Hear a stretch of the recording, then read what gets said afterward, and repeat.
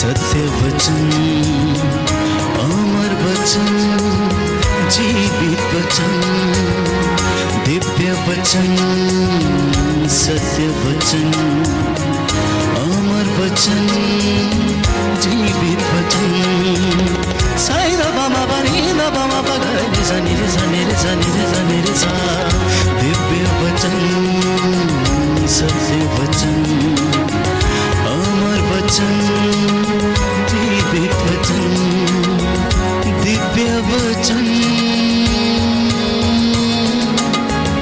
दिव्य वचन।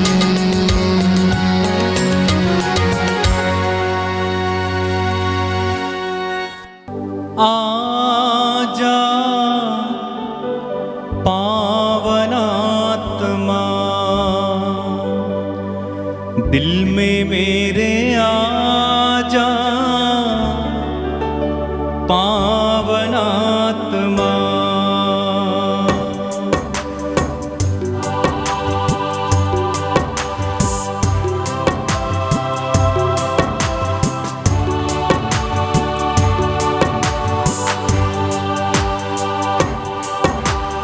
आजा पावनात्मा, दिल में मेरे आजा पावनात्मा। आजा पावनात्मा, दिल में मेरे आजा पावनात्मा। नूतन कर दे, पावन कर दे, नूतन कर दे, पावन कर दे, नूतन कर दे, पावन कर दे, नूतन कर दे, पावन कर दे।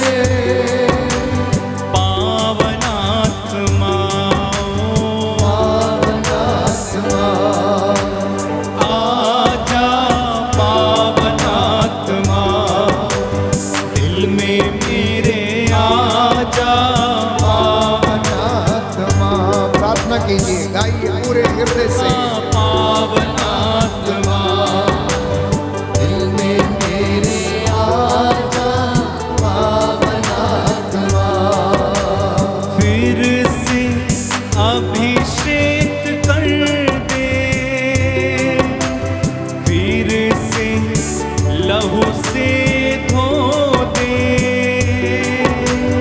फिर से अभिषेक कर दे,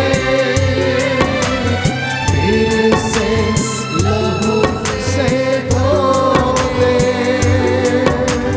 फिर से अभिषेक कर दे, फिर से तूफान आने दे, फिर से अभिषेक कर दे, फिर से तूफान आने दे। एक साथ आजा पावनात्मा, गाइए गाइए मुंह खोल के। दिल में मेरे आजा पावनात्मा, हो, आजा पावनात्मा, दिल में मेरे आजा पावनात्मा।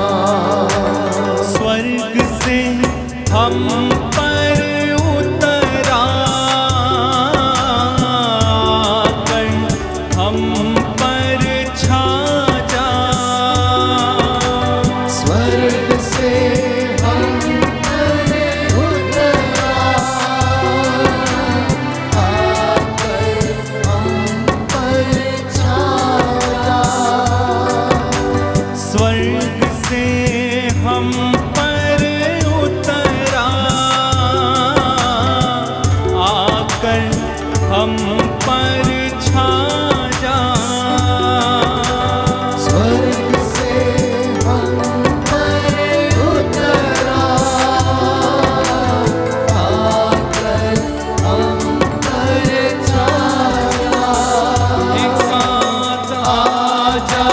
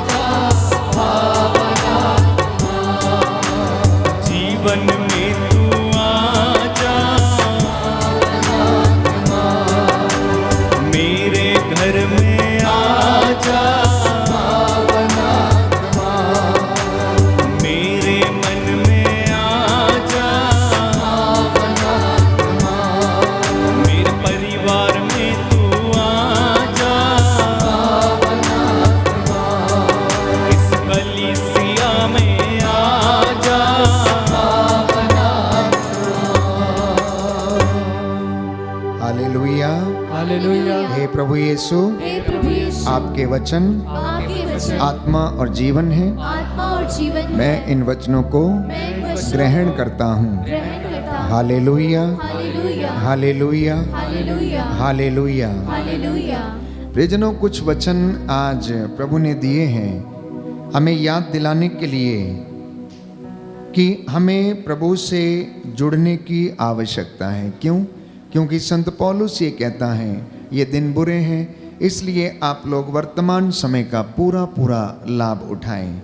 एक वचन मैं आपके लिए पढ़ूंगा, तिमोथी के नाम दूसरा पत्र अध्याय 3 पद संख्या 1 और उससे आगे।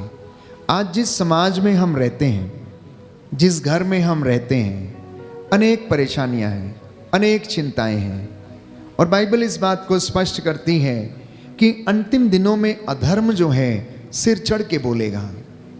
अधर्म के कारण बहुत सारे लोग मार डाले जाएंगे, बहुत सारे लोग अत्याचार करेंगे, धर्मी बहुत सा अत्याचार सहेंगे।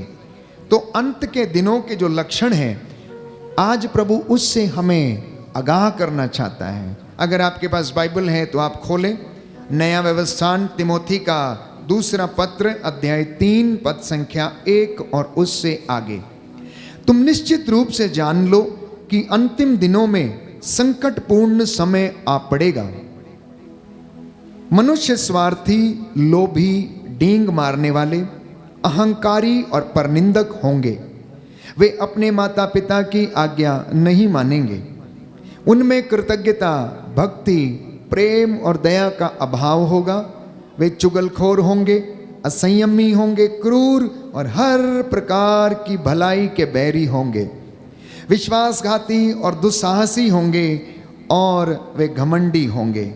वे ईश्वर के नहीं बल्कि भोग विलास के पुजारी बनेंगे। तो अगर हमारे घरों में, हमारे समाज में, हमारे पास पड़ोस में ये सब काम होते हैं तो इसमें आश्चर्यचकित करने की कोई बात नहीं है।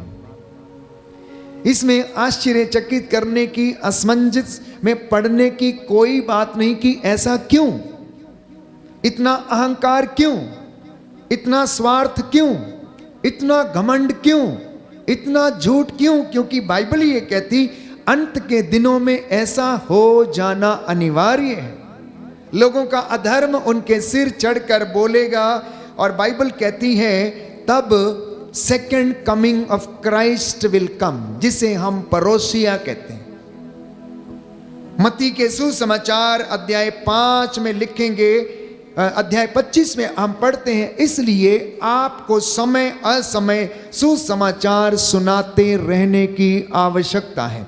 जब आप देखोगे कि ये सारे चिन्ह हमारे समाज में, परिवार में और जीवन में प्रकट हो रहे हैं तो समझ लेना कि अंत निकट आ गया है।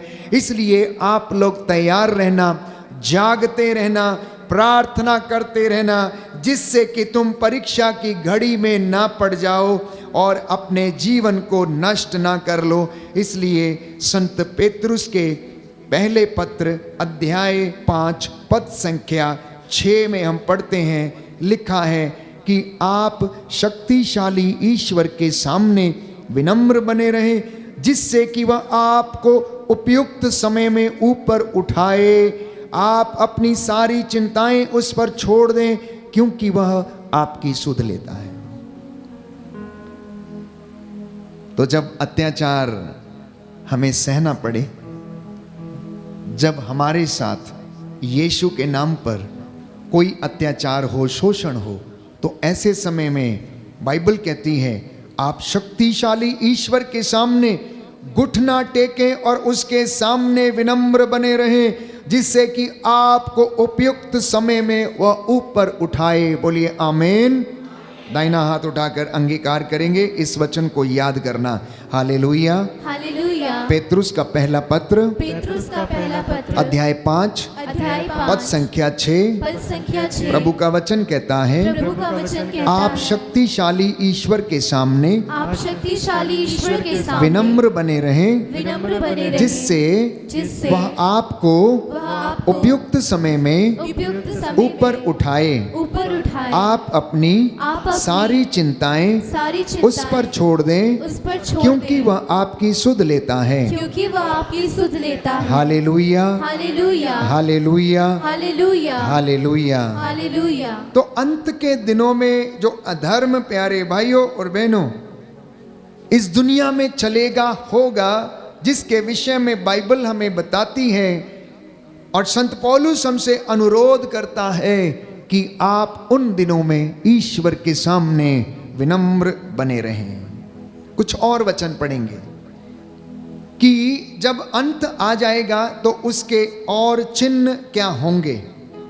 अगले वचन में लिखा है, लोग विश्वासघाती होंगे, दुस्साहसी होंगे, घमंडी होंगे, वे भोग विलास के पुजारी होंगे, वे भक्ति का स्वांग रचेंगे किंतु इसका वास्तविक स्वरूप अस्वीकार करेंगे। तुम ऐसे लोगों से दूर रहना। ये लोग घरों में छिपे छिपे घुसते हैं और उन मूर्ख स्त्रियों को अपने जाल में फंसाते, जो अपने पापों के भार से दबकर नाना प्रकार की वासनाओं से संचालित हैं, जो सदा सीखना चाहती हैं किंतु सच्चाई के ज्ञान तक पहुंचने में असमर्थ हैं। जिस तरह यन्नेस और यम्ब्रेस ने मूसा का विरोध किया था, उसी तरह ये लोग सच्चाई का विरोध करेंगे। इनकी बुद्धि भ्रष्ट हो गई है और इनका विश्वास कहता है कच्चा है, किंतु इन्हें सफलता नहीं मिलेगी, क्योंकि मूसा के विरोधियों की तरह इनकी मूर्खता भी सबों पर प्रकट हो जाएगी। तुम मेरी शिक्षा, आचरण, उद्देश्य, विश्वास, सहनशीलता, प्रेम और धैर्य से अच्छी तरह परिचित हो।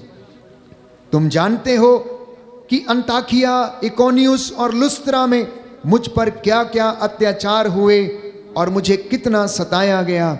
मैंने कितने अत्याचार सहे, किंतु ईश्वर सब में मेरी रक्षा करता रहा। वास्तव में जो लोग मसीह के शिष्य बनकर भक्ति पूर्वक जीवन बिताना चाहेंगे, उन सबों को अत्याचार सहना ही पड़ेगा। Hallelujah, hallelujah. हालेलुया। हालेलुया। प्रभु का वचन कहता है, प्रभु का वचन कहता है, वास्तव में जो लोग वास्तव में जो मसीह लोग के शिष्य बनकर मसीह के शिष्य भक्ति बनकर पूर्वक जीवन बिताना चाहेंगे, भक्ति पूर्वक जीवन बिताना चाहेंगे, उन सबों को उन सबों को अत्याचार सहना ही पड़ेगा। अत्याचार सहना ही पड़ेगा। Hallelujah, hallelujah. हालेलुया। हालेलुया। तो अंत के दिनों का जो अधर्म है, जिसके चिन्ह आप अपने पास पड़ोस में देखेंगे, अपने परिवार में देखेंगे, लड़ाई झगड़ा, अहंकार, मन मुटाव, दलबंदी, चोरी, नशा, ड्रग्स, अश्लीलता और हर प्रकार के घिनौने पाप, अपोस्टेसी जिसे हम ईश्वर को त्यागना जिसे हम कहते हैं, उन दिनों में प्यारे भाइयों और बहनों प्रकट होगा। ग्रेट अपोस्टेसी ऑफ जेंटाइल्स, मतलब गैर यहूदियों के द्वारा ईश्वर को संपूर्ण रूप से त्याग दिया जाना, ये अंत के दिनों में प्रकट होगा। वे अपने अविश्वास के कारण ईश्वर को रिजेक्ट करेंगे और कहेंगे कि ईश्वर है ही नहीं। इसलिए वो भोग विलास और शैतान की पूजा करेंगे, वो उसे प्रसन्न करने की कोशिश करेंगे। परंतु बाइबल कहती है कि तुम लोग सावधान रहना, समय रहते उन चिन्हों को पहचान लेना, प्रायश्चित करना, जागते रहना, जिससे कि तुम अंत में उस घड़ी में, परीक्षा की घड़ी में ना पड़ जाओ। और ऐसे विषय में प्यारे भाइयों और बहनों, प्रभु यीशु ने एक दृष्टांत सुनाया, 10 कुमारियों का दृष्टांत, जिसमें 5 नासमझ थीं और 5 मूर्ख थीं। जो समझदार थीं वो जब दूल्हे की आगवानी करने के लिए गईं तो अपने दिए में जो तेल तो उन्होंने भरा था, लेकिन उसके साथ कुप्पी में और थोड़ा लेकर गईं कि हो सकता है दूल्हे को आने में देर हो जाए और कहीं उनके दीपक बुझ ना जाएं, क्योंकि उन दिनों में दूल्हे का इंतजार किया जाता था। जैसे कि आप लोग आज भी घरों में इंतजार करते हैं, कब आएगा पता नहीं है, बारात कितनी देर में आएगी आपको मालूम नहीं है। तो इसी तरह से ये 10 कुमारियों में से 5 जो समझदार थीं वो अपनी कुप्पी में तेल ले गईं, और जो दूसरी नासमझ थीं वो अपनी कुप्पी में तेल लेकर नहीं गईं। दूल्हे को आने में देर हो गई और वो सो गईं, ऊँघने लगीं। आधी रात के समय आवाज आई, प्रभु का वचन कहता है कि दूल्हा आ रहा है, उसकी आगवानी करने के लिए जाओ। तो जिनकी कुप्पियों में तेल था, जिनके दीपक जल रहे थे, वो तो उठकर आगवानी करने के लिए चल पड़ी, लेकिन जिनके दीपक बुझ गए थे उन्होंने उन कुंवारियों से निवेदन किया कि अपनी कुप्पी में से थोड़ा तेल हमें भी दे दो, जिससे कि हमारे दीपक भी जलें और हम भी तुम्हारे साथ उनकी आगवानी करने के लिए जाएं। लेकिन उन्होंने कहा क्या पता ये तेल हमारे लिए पर्याप्त ना हो, इसलिए तुम जाओ और दुकान से खरीद कर ले आओ। और वो लोग दुकान में खरीदने के लिए चली गई। जब तक वो लौट कर आती हैं, बाइबल कहती है दूल्हा आ पहुंचा, और जो समझदार थी, जिनके दीपक जल रहे थे, वो दूल्हे के साथ विवाह मंडप में प्रवेश कर गईं। और जब तक नासमझ कुंवारियां लौटती हैं तब तक द्वार बंद हो चुका था। उन्होंने कहा हमारे लिए दरवाजा खोलो। वो कहने लगा मैं तुम्हें नहीं जानता कि तुम कौन हो, क्योंकि एक बार जब मंडप का द्वार बंद हो जाता था तो प्यारे भाइयों और बहनों उसे नहीं खोला जाता था, इसलिए वो बाहर ही रह गए। क्यों? क्योंकि वे तैयार नहीं थी। तो अंत के दिनों के अधर्म के विषय में जब आप और मैं सुनते हैं तो संत पौलुस इसी बात को दोहराता है कि आप लोग वर्तमान समय का पूरा पूरा लाभ उठाएं। आज वो दिन है परमेश्वर से समझौता करने का, आज वो दिन है ईश्वर से मिलाप करने का, आज वो दिन है अपने भाई से प्रेम करने का, आज वो दिन है अपनी पत्नी को क्षमा करने का, आज वो दिन है अपने भाई से जो मन मुटाव है, गिले शिकवे, वो दूर करने का। वचन को सुनना और उसको अपने जीवन में चरितार्थ करना। कहता है तुम में से अगर हर कोई व्यक्ति अपने भाई बहन बेटी बेटे या अपनी माता पिता को क्षमा नहीं करेगा तो ईश्वर तुम्हें भी क्षमा नहीं करेगा। धरती पर जो कुछ करना है आप कर लीजिए, मरने के बाद कुछ भी नहीं होगा, सिर्फ न्याय होगा, सिर्फ न्याय होगा। और हमारे जीवन की पुस्तक हमारे सामने खोलकर पढ़ी जाएगी। इसलिए आज आप लोग जो इस वक्त आराधना में बैठे हैं, वचन सुन रहे हैं, प्रभु का वचन सुन रहे हैं, ये ईश्वर की ओर से, आत्मा की ओर से है, जो आपकी अगुवाई कर रहा था कि आपके दीपक जलते रहें। कौन सा दीपक जलना चाहिए? विश्वास का दीपक, प्रेम का दीपक, क्षमा का दीपक, सहनशीलता का दीपक, निस्वार्थ भाव का दीपक।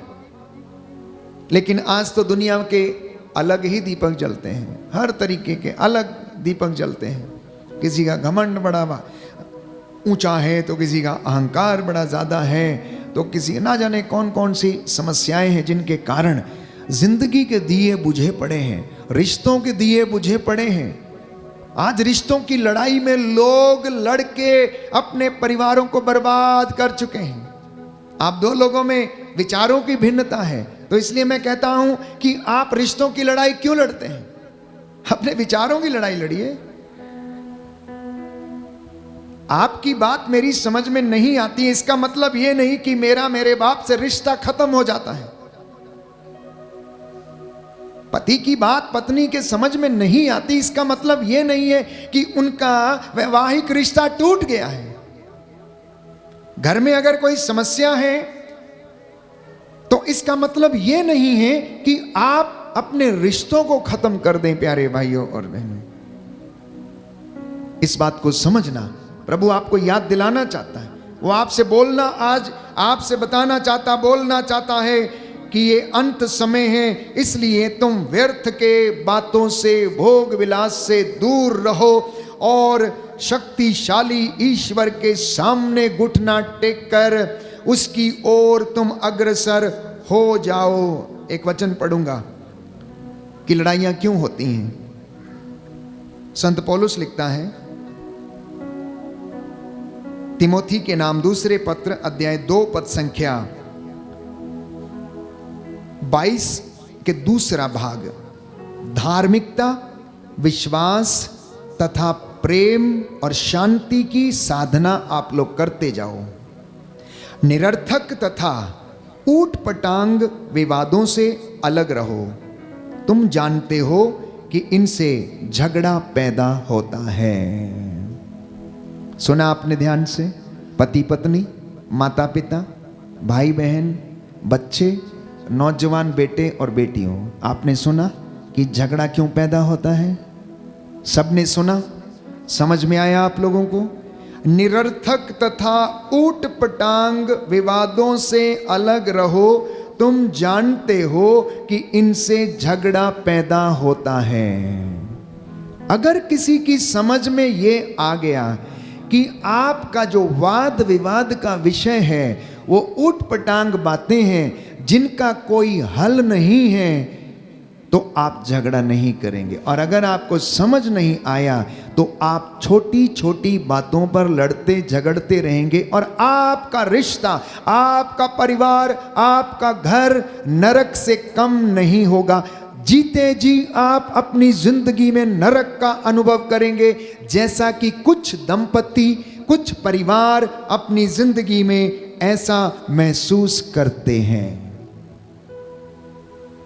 अगर आप देखेंगे तो वर्तमान में कुछ परिवार जिनमें इस प्रकार की बातें हैं वो किसी नरक से कम नहीं है। मार काट, चोरी, लड़ाई झगड़ा, वहशीपन, ड्रग्स, नशा, बर्तन तोड़ना, बर्तन फेंकना, बिस्तर जला देना, घर से बाहर गाड़ी को आग लगा देना और घर की तबाही करना।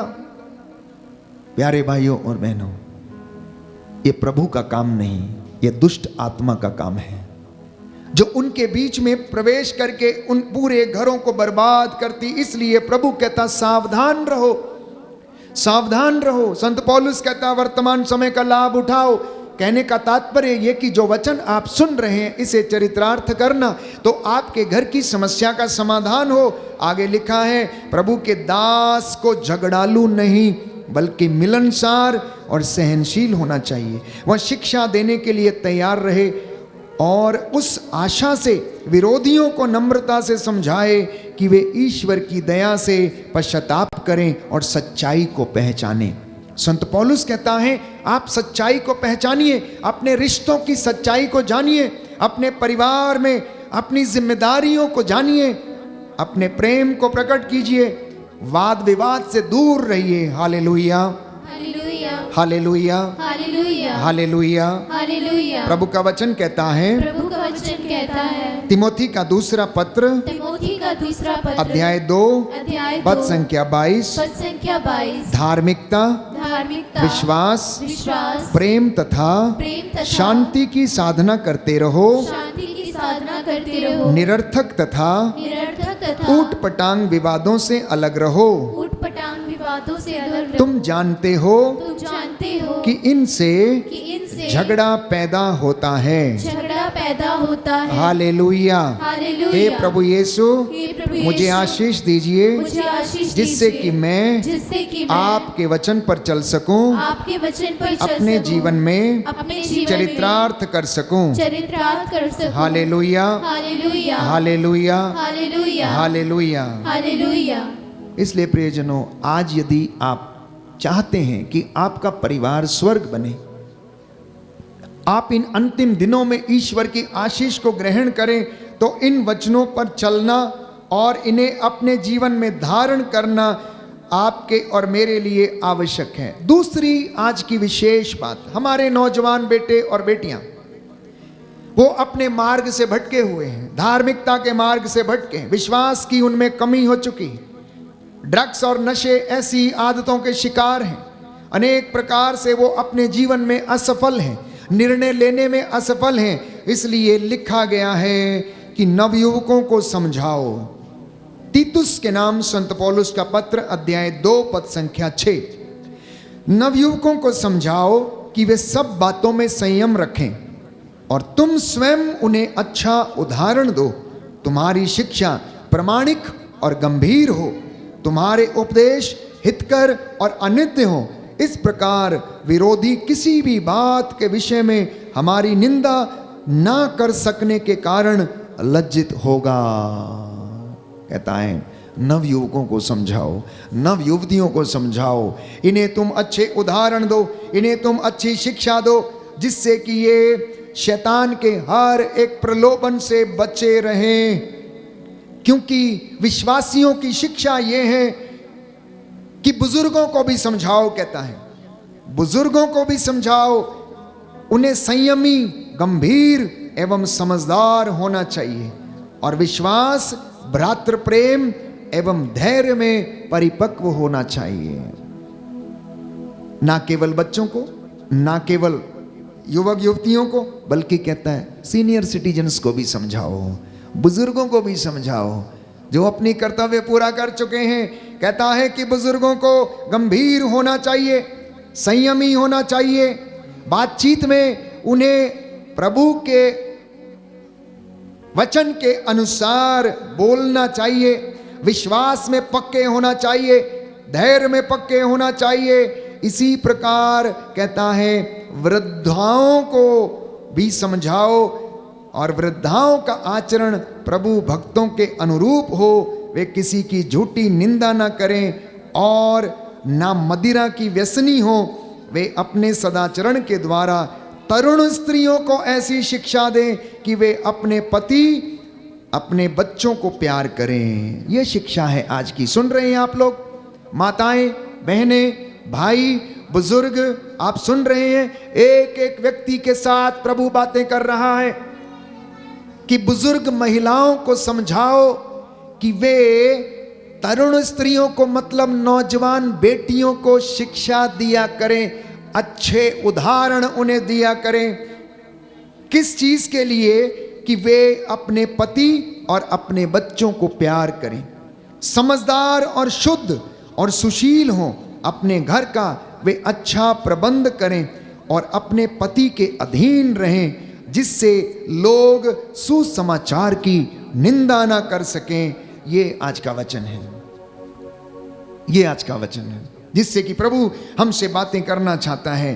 प्यारे भाइयों और बहनों, क्योंकि ये अंत के दिन हैं, अंत के दिनों के ये लक्षण आप आस पड़ोस में देख रहे हैं। ग्रेट अपोस्टेसी, विश्वास को त्यागना और ऐसी तमाम बातें, universal conversion of juice and Gentiles, ये अंत के दिनों में आपको देखने को मिलेगा। कि ऐसे बहुत सारे लोग प्रभु के नाम को सुनकर अपना मन फिराएंगे, अपने हृदयों, अपने विचारों और अपने बुरे विचारों का खतना करके परमेश्वर की ओर लौटेंगे। लेकिन इसी के साथ साथ कुछ एंटी क्राइस्ट भी, प्यारे भाइयों और बहनों, इस दुनिया में पैदा होंगे और आएंगे और लोगों को, कलीसियाओं को बहकाएंगे और ईश्वर से उनको दूर करेंगे। ये अधर्म के दिनों के निशानी होगी और आप देख रहे हैं कि ऐसा ही हो रहा है। वे लोग कहेंगे कि मैं ही हूं, वे ये नहीं कहेंगे कि ईश्वर के पीछे चलो, वो कहेंगे कि मेरे पीछे आओ, मैं तुम्हें बताऊंगा, मेरे जीवन मेरी ओर देखो, या मैं ऐसा कर रहा हूं। इस प्रकार के एंटी क्राइस्ट अंत के दिनों में पैदा होंगे। और catechism of the Catholic Church number 675 जो इस बात को समझते हैं, हमारे कैथोलिक कलीसिया की जो किताब है जिसमें चर्च की तालीम संबंधी नियम जो लिखे गए हैं, उसमें 675वां नियम जो है उसमें यह लिखा हुआ है कि ऐसा हो जाना अनिवार्य है। Church must pass through the final trial. कलीसिया को इस फाइनल ट्रायल से होकर गुजरना अनिवार्य है, ताकि सच्चे विश्वासियों का पता लगे, आत्मा और हृदय की सच्चाई से आराधना करने वालों का पता लगे, उनके विश्वास की परख हो। इसलिए ये अत्याचार होना अनिवार्य है,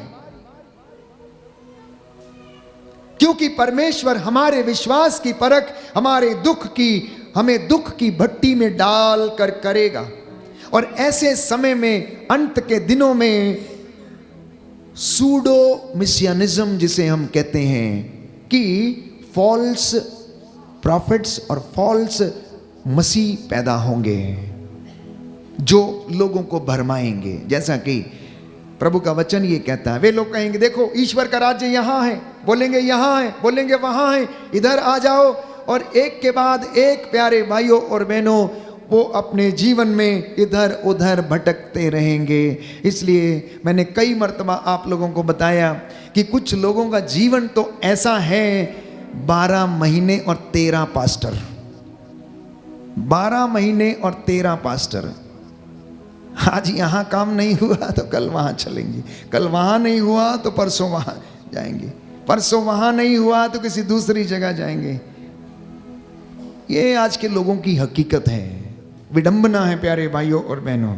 लेकिन आप लोग आश्चर्यचकित मत होइए, क्योंकि ये बाइबल की बातें हैं और इनका एक एक वचन, एक एक मात्रा, एक एक बिंदु पूरा हुए बिना नहीं रहेगा। जैसा कि यीशु ने कहा कि संहिता की एक एक मात्रा और एक एक बिंदु पूरा हुए बिना नहीं टलेगा। Hallelujah, hallelujah, hallelujah, hallelujah. यीशु की स्तुति हो, यीशु की स्तुति हो, यीशु को धन्यवाद, यीशु को धन्यवाद, यीशु की आराधना हो, यीशु की आराधना यीशु की हो, महिमा हो। यीशु की महिमा हे हो। प्रभु यीशु, हे प्रभु यीशु, मेरे जीवन में मेरे जीवन जब में दुख और कष्ट आते हैं, जब दुख और कष्ट आते मेरी हैं, सहायता कीजिए। मेरी सहायता कीजिए। मैं आपकी आराधना करता हूँ। मैं आपकी आराधना करता हूँ। हालेलुया। हालेलुया। हे प्रभु यीशु, हे प्रभु मुझे यीशु, आत्म त्याग करने की मुझे आत्मत्याग करने कृपा प्रदान कीजिए। की कृपा प्रदान कीजिए। Hallelujah, hallelujah, hallelujah. हालेलुया। सुनिए ध्यान से, यीशु ने क्या कहा। मत्ती का सुसमाचार अध्याय 24 पद संख्या 12 और उससे आगे। जब अधर्म बढ़ेगा तो क्या होगा, सुनिए ध्यान से। जिसके पास बाइबल है वो खोले। मत्ती का सुसमाचार अध्याय 24 पद संख्या 12। अधर्म बढ़ने से लोगों में प्रेम भाव घट जाएगा। क्या घटेगा? प्रेम भाव घट जाएगा। आगे लिखा है, किंतु जो अंत तक धीर बना रहेगा उसी को मुक्ति मिलेगी। सारे संसार में राज्य के इस सुसमाचार का प्रचार किया जाएगा, जिससे सब राष्ट्रों को इसका साक्ष्य मिले और तब अंत आ जाएगा। पद संख्या 35 में लिखा है, आकाश और पृथ्वी टल जाएं तो टल जाएं, परंतु मेरे शब्द नहीं टल सकते। कहता मेरे शब्द नहीं टल सकते। जो कह दिया है, जो लिख दिया गया है, उसका पूरा हो जाना अनिवार्य है। लेकिन तुम जानते हो कि अगर तुम धीर बने रहोगे तो तुम विजय प्राप्त करोगे और अपने धैर्य के कारण तुम पुरस्कृत होगे, अपनी धार्मिकता के कारण तुम पुरस्कृत होगे। बोलिए आमीन, हालेलुया, हालेलुया। हे प्रभु यीशु, हे प्रभु यीशु, इस वचन के द्वारा मुझे आशीष प्रदान कीजिए। आशीष प्रदान विश्वास कीजिए। में धीर बने रहने की कृपा प्रदान कीजिए। कृपा प्रदान हालेलुया, हालेलुया, हालेलुया। हालेलुया। तो जब ये दिन आएगा, जब ये महासंकट होगा, तो देखिए क्या होगा। यीशु ने कहा, मत्ती का सुसमाचार अध्याय 24 पद संख्या 15, जब तुम लोग मंदिर में उजाड़ का वह विभत्स दृश्य देखोगे जिसकी चर्चा नबी दानियल ने की, पढ़ने वाला समझ ले, तो जो लोग यहूदिया में हो वे पहाड़ों पर भाग जाएं, जो छत पर हो वह अपने घर का सामान लेने नीचे न उतरे, जो खेत में हो वह अपनी चादर ले आने के लिए ना लौटे। उनके लिए शोक जो उन दिनों गर्भवती या दूध पिलाती होंगी, प्रार्थना करो कि तुम लोगों को जाड़े के समय अथवा विश्राम के दिन को भागना न पड़े, क्योंकि उन दिनों ऐसा घोर संकट होगा जैसा संसार के आरंभ से अब तक कभी नहीं हुआ और ना कभी होगा। यदि वे दिन घटाए ना जाते तो कोई प्राणी नहीं बचता, किंतु चुने हुए लोगों के कारण वे दिन घटा दिए जाएंगे। ये चिन्ह है प्यारे भाई और बहनों, जब प्रभु का मंदिर उजाड़ बन जाएगा, मतलब वहां लोग जाना पसंद नहीं करेंगे, वो खाली पड़े रहेंगे, उन्हें किसी और चीजों के लिए इस्तेमाल किया जाएगा।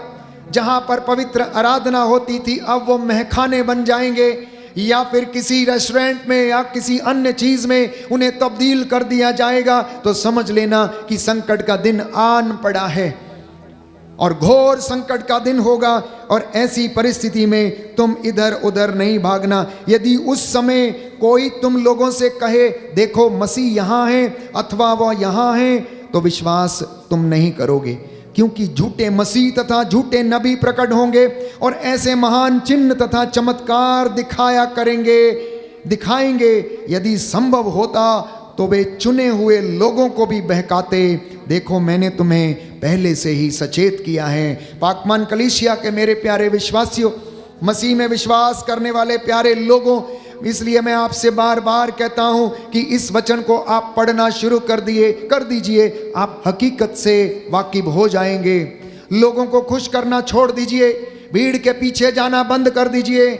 आप मंदिर में बैठिए, प्रभु से बातें कीजिए, वचन को पढ़िए, क्योंकि ये वचन दुधारी तलवार है। ये वचन आपकी जिंदगी का रास्ता है। ये वचन आपके पांव का दीपक है। ये वचन आत्मा की सच्चाई से लिखा गया है, आत्मा की प्रेरणा से लिखा गया। इसमें ईश्वर का मन है, इसमें चेतावनी दी गई है कि आपको निजात कैसे मिलेगी, आपको मुक्ति कैसे मिलेगी, आपका छुटकारा कैसे होगा, आपके जीवन में प्रभु कैसे कार्य करेगा, आपको स्वर्ग राज्य की प्राप्ति कैसे होगी।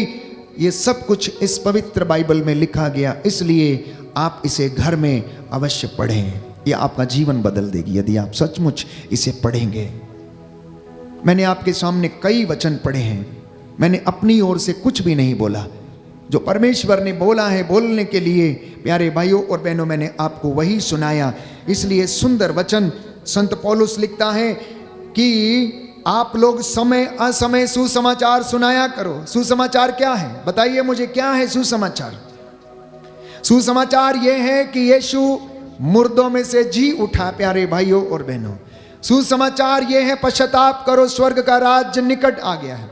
सुसमाचार यह है कि यीशु ने अंधों को आंखें, बहरों को कान, गूंगों को वाणी, लंगड़ों को पांव दिए, अर्धांग रोगियों को चंगा किया, मुर्दों को झिलाया। उसने अर्धांग रोगियों को शुद्ध किया। अब वो न्याय के दिन फिर से आएगा और न्याय करने के बाद वो हमें अपने साथ वापस लेकर जाएगा। ये सुसमाचार है, सुनाना लोगों को, साक्ष्य देना कि यीशु मसीह मुक्तिदाता है। यीशु मसीह के द्वारा मुक्ति संभव है, किसी दूसरे व्यक्ति में मुक्ति संभव नहीं है। इसलिए लिखा है, मैं ईश्वर को और जीवितों तथा मृतकों के न्यायकर्ता ईसा मसीह को साक्षी मानकर मसीह के पुनरागमन तथा उनके राज्य के नाम पर तुमसे यह अनुरोध करता हूं कि सुसमाचार सुनाओ। समय असमय लोगों से आग्रह करते रहो, बड़े धैर्य से तथा शिक्षा देने के उद्देश्य से लोगों को समझाया करो, डांटो और ढारस बंधाओ, क्योंकि वह समय आ रहा है जब लोग हितकारी शिक्षा नहीं सुनेंगे बल्कि मनमाना आचरण करेंगे और उनके पास चाटुकार उपदेशकों की भीड़ जमा करेंगे। ये वो समय आ गया है। आप देख रहे हैं, आपके आजू बाजू कलीसियाओं में आप देख रहे हैं प्यारे भाइयों और बहनों, पूरे संसार भर की, पूरे दुनिया में इतनी कलीसियाएं हैं, इतने डिनोमिनेशंस हैं कि हम गिनती भी नहीं कर सकते हैं। लगभग 40,000 से ज्यादा डिनोमिनेशंस हैं जो कलीसियाएं हैं, लेकिन आत्मा एक है, यीशु मसीह एक है। तो मेरा आपसे और उन लोगों से अनुरोध है कि आप यीशु का वचन बोलें, आप उसके नाम का प्रचार करें, आप उसके साक्षी दें। अपनी अन्य बातों या मन गढ़ंत बातों का नहीं। जो बाइबल में लिखा गया है आप उसे पढ़ें, उसे मनन चिंतन करें और उसे सुनाएं, क्योंकि निर्गमन ग्रंथ में लिखा हुआ है ये वचन तुम्हारे लिए साधारण वचन नहीं है, इन पर तुम्हारा जीवन निर्भर है।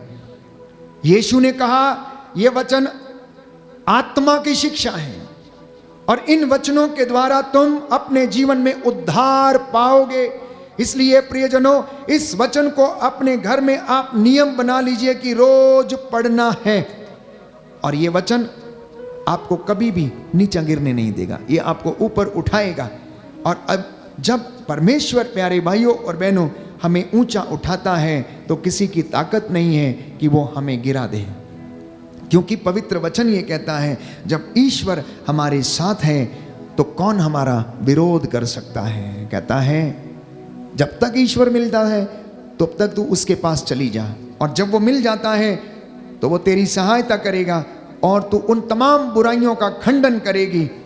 लिखा है इब्रानियों के पत्र में, यदि वे पथभ्रष्ट होते हैं तो उन्हें पश्चाताप के मार्ग पर ले आना असंभव है, क्योंकि वे अपनी ओर से ईश्वर के पुत्र को फिर क्रूस पर आरोपित करते और उसका उपहास करते। अगर कोई व्यक्ति ईश्वर को त्याग देता है और उसके विरुद्ध उठ खड़ा होता है और या फिर पवित्र आत्मा या वचन को या संहिता को अस्वीकार करता है तो वह पथभ्रष्ट हो जाता है। इसलिए संत पौलुस कहता है कि उन्हें पश्चाताप के मार्ग पर लेकर आना असंभव है। इब्रानियों का पत्र अध्याय 6 पद संख्या 6 और उससे आगे, क्योंकि वे अपनी ओर से ईश्वर के पुत्र को फिर से क्रूस पर आरोपित करते और उसका उपहास करते। आज मसीह लोग, कलीसिया के लोग जब पाप करते हैं, जब आपस में लड़ाई झगड़े करते हैं, जब दलबंदी करते हैं, निंदा करते हैं, एक दूसरे से ईर्ष्या करते हैं, कलीसियाओं में जब झगड़े होते हैं,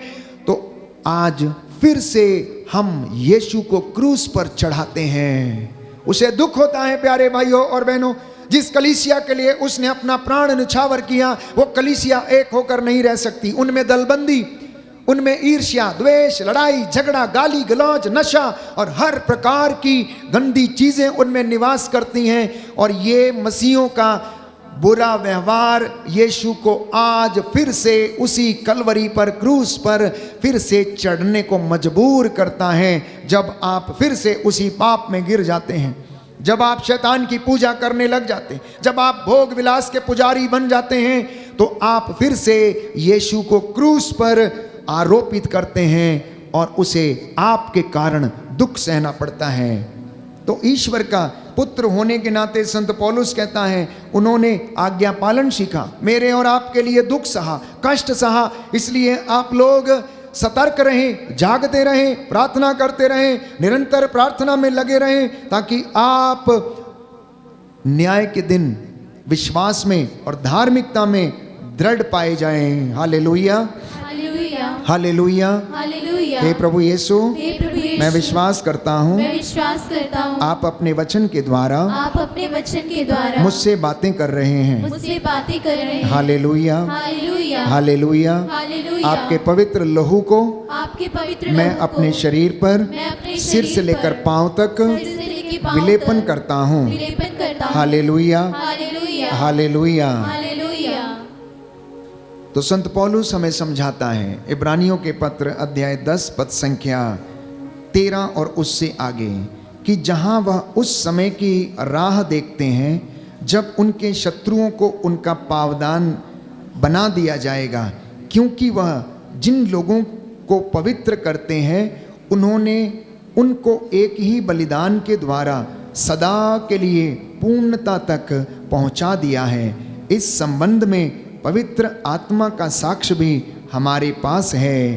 पहले वह बोलता है, प्रभु ये कहता है, मैं उनके लिए यह विधान निर्धारित करूंगा, मैं अपने नियम उनके मन में रख दूंगा, मैं उन्हें उनके हृदय पर अंकित करूंगा। और इसके बाद वह फिर कहता है कि मैं उनके पापों और अपराधों को कभी याद नहीं रखूंगा।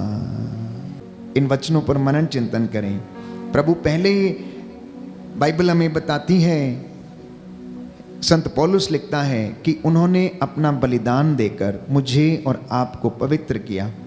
अब वही प्रभु ये कहता है कि मैं उनके शत्रुओं को उनके पैरों तले डाल दूंगा।